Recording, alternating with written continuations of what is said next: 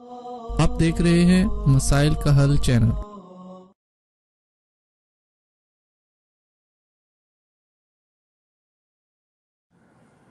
بسم اللہ الرحمن الرحیم، الحمدللہ رب العالمین، والصلاة والسلام علی سیدنا و حبیبنا محمد وعلی آلہ واصحابہ اجمعین۔ محترم ناظرین، آج ہم انشاءاللہ 22ویں پارے کا خلاصہ آپ کی خدمت میں پیش کرنے جا رہے ہیں۔ 22ویں پارے سے 2 آیات پیچھے 21ویں پارے کے آخر میں اللہ تعالیٰ نے نبی پاک صلی اللہ علیہ وسلم کی جو بیویاں مقرر فرمائیں، ان بیویوں نے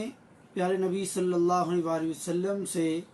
نان و نفقہ میں اضافے کا مطالبہ کیا۔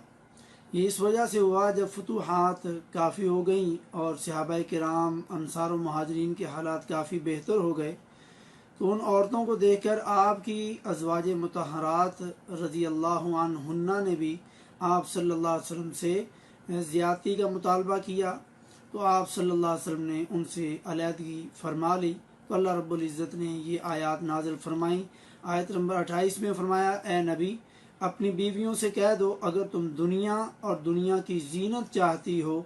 تو آؤ میں تمہیں کچھ بھی دلا دوں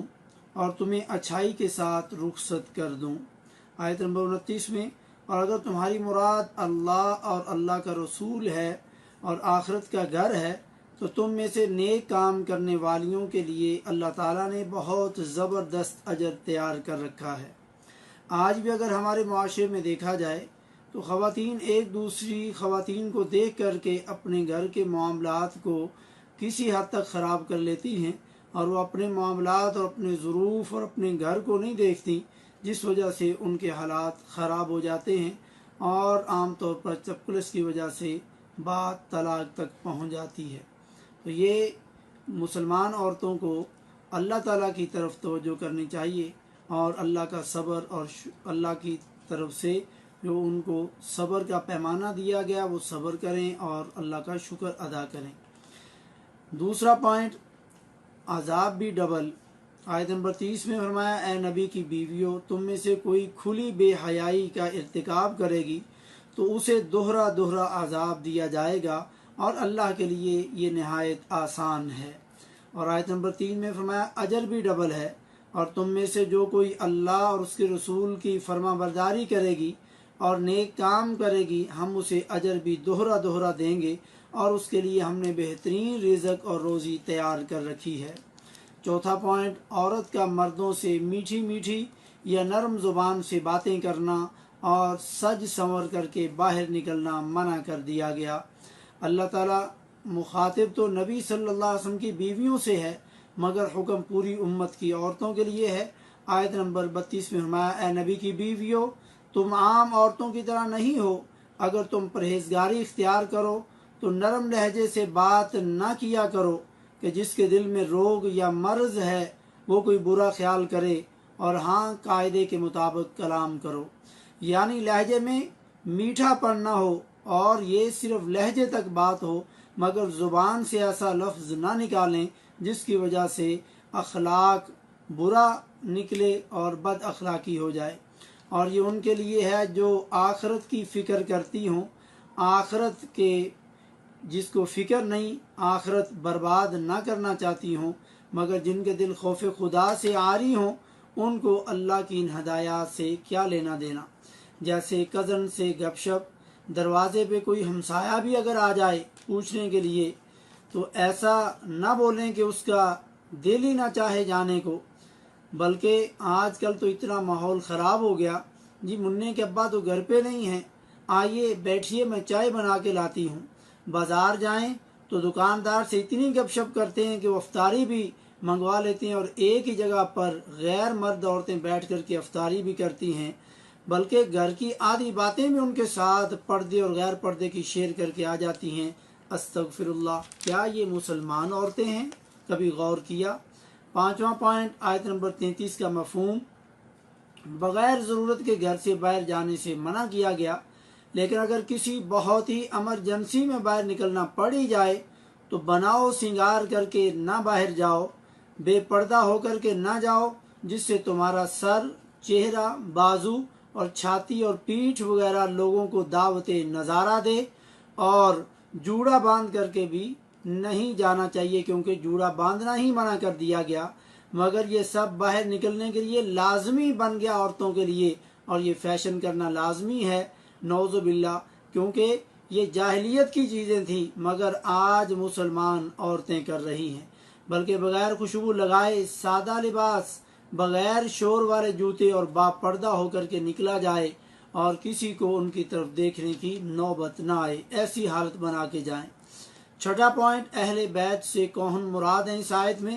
اختلاف ہے، مگر قرآن کے سیاق سے نبی صلی اللہ علیہ وسلم کی بیویاں مراد ہیں، اور قرآن کے دوسرے مقامات میں بھی آپ کی بیویوں کو ہی اہل بیت کہا گیا، جیسے سورہ ہود کی آیت نمبر 73 میں، مگر صرف حضرت علی، حضرت فاطمہ اور حضرت حسن و حسین رضی اللہ عنہم جمیعاً، صرف ان کو اہل بیت سمجھنا اور ازواج مطہرات کو اہل بیت میں نہ ماننا، جو کہ نص قرآنی سے ثابت ہے کہ یہ اہل بیت ہیں نبی کی بیویاں، یہ ان کا مومنوں کی ماؤں سے، نبی کی بیویوں سے بغض ہی ہے، مگر آپ صلی اللہ علیہ وسلم نے کہا اے اللہ ان کو بھی، یعنی حضرت علی، فاطمہ، حسن و حسین کو بھی میرے اہل بیت میں شامل فرما دے۔ نبی کی بیویاں تو پہلے اہل بیت میں سے ہیں اور ان کے شامل ہونے کی دعا فرمائی، تو یہ بھی اہل بیت میں سے ہیں۔ ساتواں پوائنٹ، 35 نمبر آیت، 10 کام کرنے والے جو لوگ ہیں مسلمان مرد عورت، ان کے لیے اجر عظیم کا وعدہ کیا گیا۔ 8واں پوائنٹ، نبی صلی اللہ علیہ وسلم کے فیصلے کے آگے کسی اور کے فیصلے اور حکم کی ضرورت نہیں، اور جو ضرورت سمجھے وہ کھلی گمراہی میں ہے، اور اہل مسالک والوں کو بھی یہ آیت سن کر کے اپنی اصلاح کرنی چاہیے اگر جنت میں جانے کی سچی امید ہے۔ آیت نمبر 36 میں فرمایا، اور کسی مومن مرد ہو یا عورت، اللہ اور اس کے رسول کے فیصلے کے بعد اسے کوئی امر اس کے اختیار میں نہیں رہتا، یاد رکھو، یعنی وہ اللہ اور اس کے رسول کا فیصلہ چھوڑ کر کے وہ اپنا فیصلہ کرے یا اس کے اندر کوئی کمی سمجھے، یاد رکھو اللہ تعالیٰ اور اس کے رسول صلی اللہ علیہ وسلم کی جو بھی نافرمانی کرے گا وہ سری گمراہی میں ہے۔ 9واں پوائنٹ، آیت نمبر 37 میں منہ بولے بیٹے کی بیوی سے شادی نہ کرنے کی جاہلیت کی رسم کو توڑا گیا، اور حضرت زید جو آپ صلی اللہ علیہ وسلم کے منہ بولے بیٹے تھے اور ان کو زید بن محمد پکارا جاتا تھا، ان کو ان کے اصل باپ کی طرف زید بن حارثہ کہنے کا حکم، اور ان کی بیوی سے جو طلاق کے بعد الگ ہو گئے شادی کرنے کا حکم دیا گیا، جو جاہلیت میں جرم تھا، اور اس رسم کو توڑا گیا۔ 10واں پوائنٹ، آگے پھر وضاحت کر دی گئی آیت نمبر 40 میں، محمد صلی اللہ علیہ وسلم تم میں سے کسی کے باپ نہیں بلکہ وہ اللہ کے رسول اور تمام نبیوں کا سلسلہ نبوت ختم کرنے والے ہیں۔ 11واں پوائنٹ، کسی کے گھر اور خصوصاً نبی صلی اللہ علیہ وسلم کے گھر دعوت پر جانے کے آداب، آیت نمبر 53 میں، بغیر اجازت کے کسی گھر میں داخل نہ ہو، جب کھانا تیار ہو جائے تب جاؤ، یعنی پہلے جا کر کے وہاں پر دھرنا مار کر کے نہ بیٹھا کرو، جب کھا لو تو وہاں سے نکل جاؤ، یعنی وہاں بیٹھے باتیں نہ کرتے رہو، کیونکہ نبی صلی اللہ علیہ وسلم کو یہ چیزیں تکلیف دیتی ہیں، مگر وہ حیا کی وجہ سے تمہیں جانے کا نہیں کہتے، اور اللہ تعالیٰ حق کہنے میں شرماتا نہیں۔ اور نبی صلی اللہ علیہ وسلم کی بیویوں سے پردے کے پیچھے سے کوئی چیز مانگا کرو اگر کوئی چیز مانگنی ہو، کیونکہ یہ تمہارے اور ان کے دلوں کے لیے کامل پاکیزگی ہے، اور امت کو کسی بھی حالت میں نبی صلی اللہ علیہ وسلم کی بیویوں سے نبی صلی اللہ علیہ وسلم کے بعد نکاح کرنے سے منع کر دیا گیا۔ 12واں پوائنٹ، آیت نمبر 56 میں درود و سلام پڑھنے کا حکم، بے شک اللہ اپنے نبی پر رحمت بھیجتا ہے اور اس کے فرشتے اس پر درود بھیجتے ہیں، اے ایمان والو تم بھی اپنے نبی پر درود اور خوب سلام بھیجتے رہا کرو۔ اس آیت کا ترجمہ سمجھنا چاہیے۔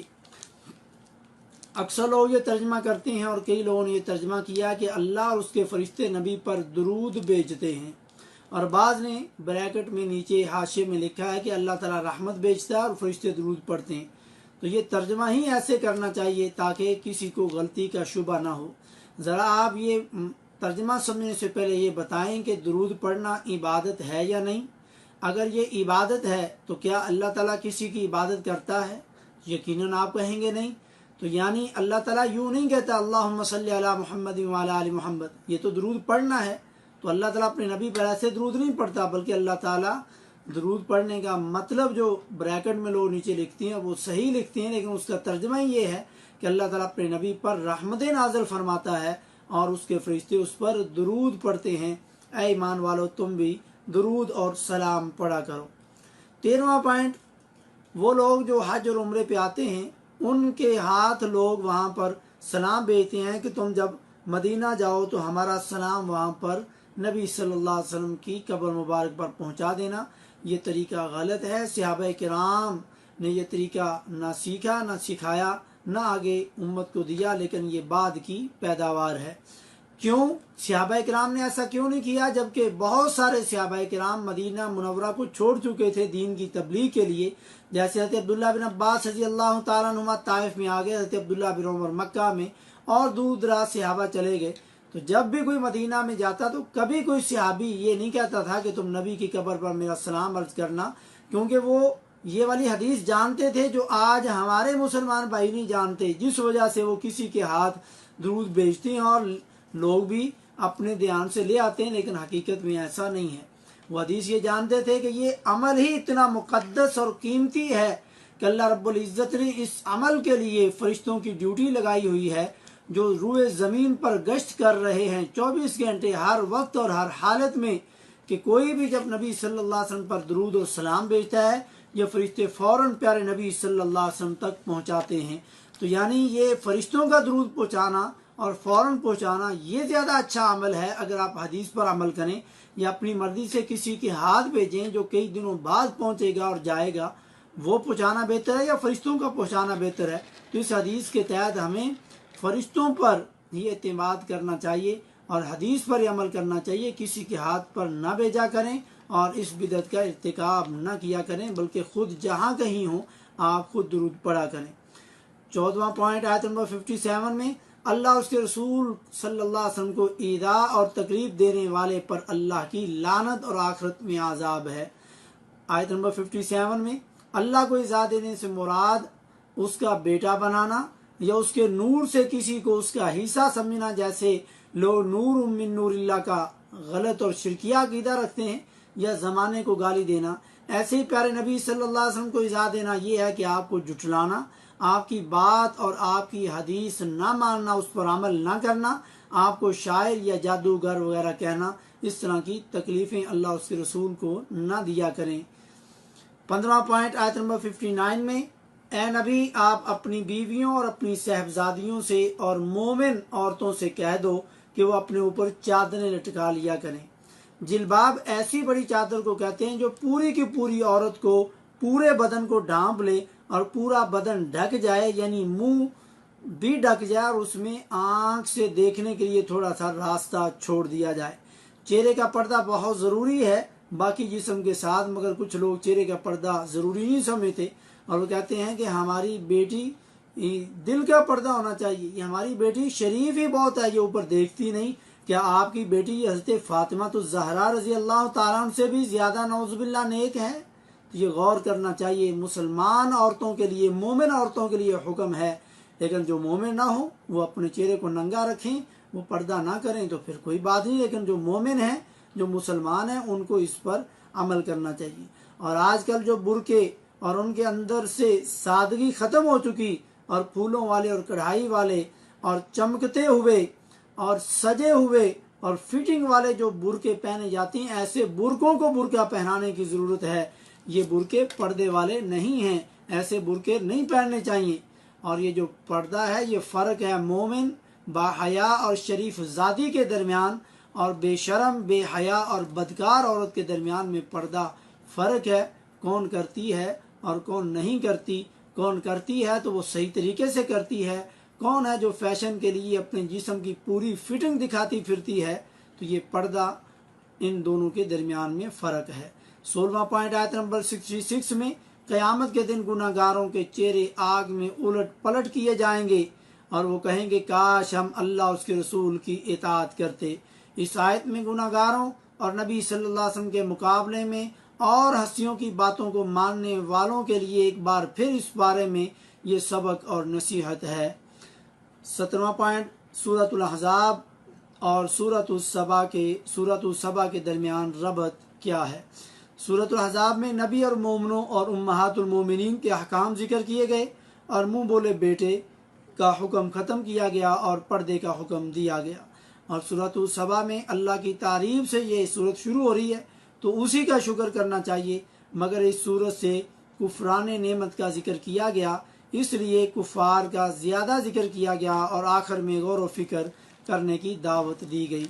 18واں پوائنٹ، آیت نمبر 3 سے 9 تک قیامت کے دن کا انکار کرنے والوں سے خطاب کیا گیا۔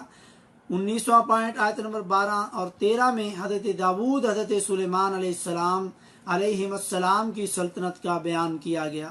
20واں پوائنٹ، آیت نمبر 14 کا مفہوم، حضرت سلیمان علیہ السلام کے زمانے میں یہ بات مشہور ہو چکی تھی کہ جنات غیب کی خبریں بتاتے ہیں، مگر اللہ نے اس باطل عقیدے کا سلیمان علیہ السلام کی موت کے ساتھ رد کر دیا جب وہ ٹیک لگائے ہوئے تھے اور گھن کے کیڑے کے ذریعے پتہ چلا جو ان کی لاٹھی کو کھا رہا تھا۔ جب سلیمان علیہ السلام گر پڑے تو اس وقت جنوں کو پتہ چلا کہ یہ کب کے فوت ہوئے تھے، اور یہ بھی پتہ چلا کہ نبیوں کو موت آتی ہے، نبیوں کے لیے بھی موت برحق ہے۔ اگر جنات غیب جانتے ہوتے تو ذلت کے عذاب میں مبتلا نہ رہتے، اور جو ہی ان کو پتہ چلتا کہ سلیمان علیہ السلام فوت ہو گئے تو وہ کام کاج چھوڑ دیتے، جن میں ان کو لگایا تھا وہ کرنا چھوڑ دیتے۔ لیکن ان کو کتنی دیر بعد پتہ چلا؟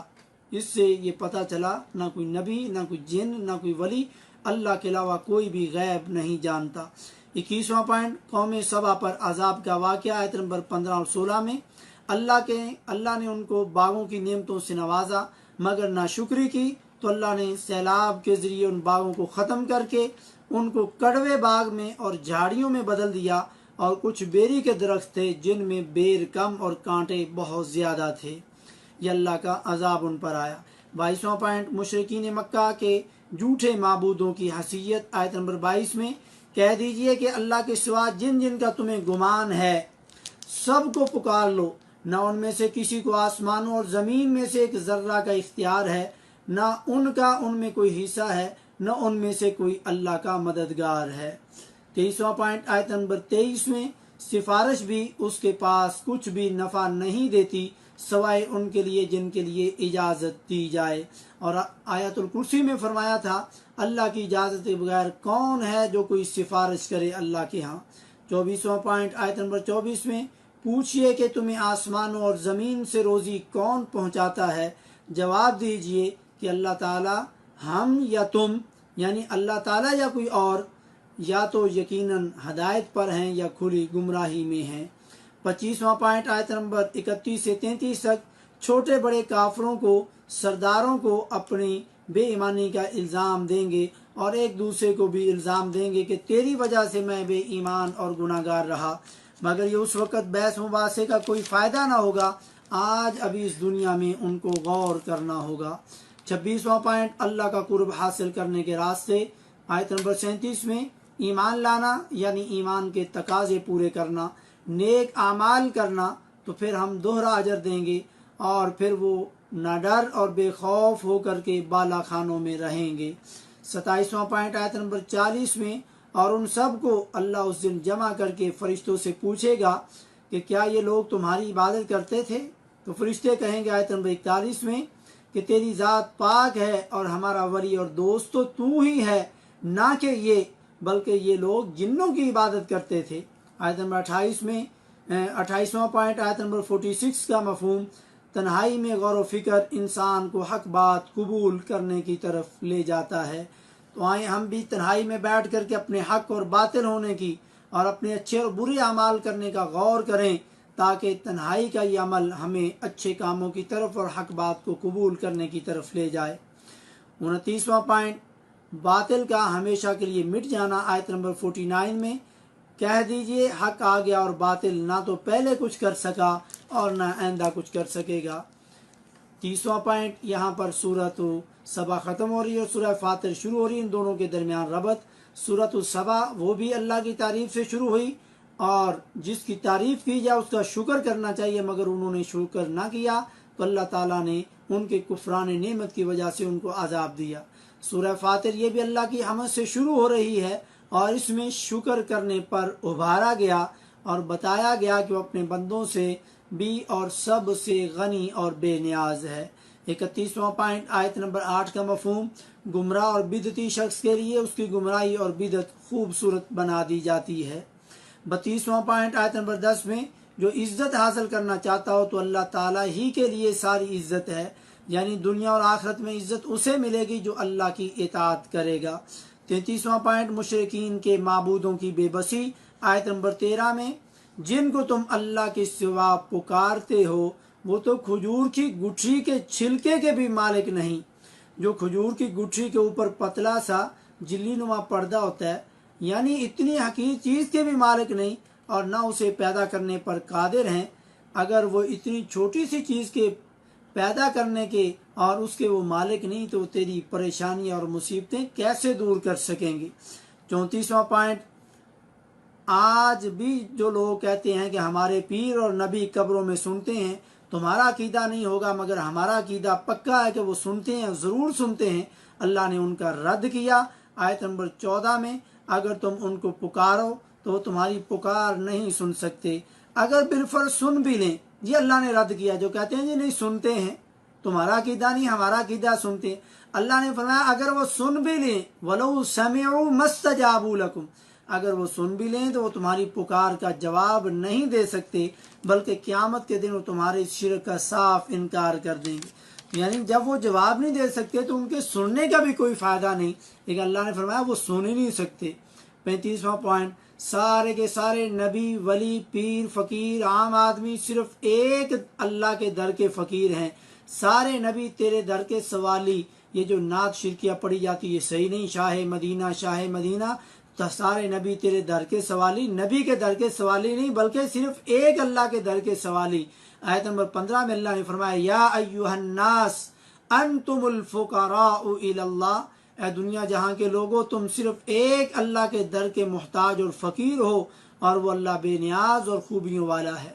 آیت نمبر 36 میں 36واں پوائنٹ آیت نمبر 18 کا مفہوم، کوئی کسی کا بوجھ نہیں اٹھائے گا اس دن، چاہے کتنی مرتبہ کسی کو بلا لو کوئی بوجھ اٹھانے کے لیے نہیں آئے گا۔ آیت نمبر 19 میں اندھا اور آنکھوں والا برابر نہیں ہو سکتے۔ آیت نمبر 20 میں اندھیرا اور روشنی برابر نہیں ہو سکتے۔ آیت نمبر 21 میں دھوپ اور چھاؤں برابر نہیں ہو سکتے۔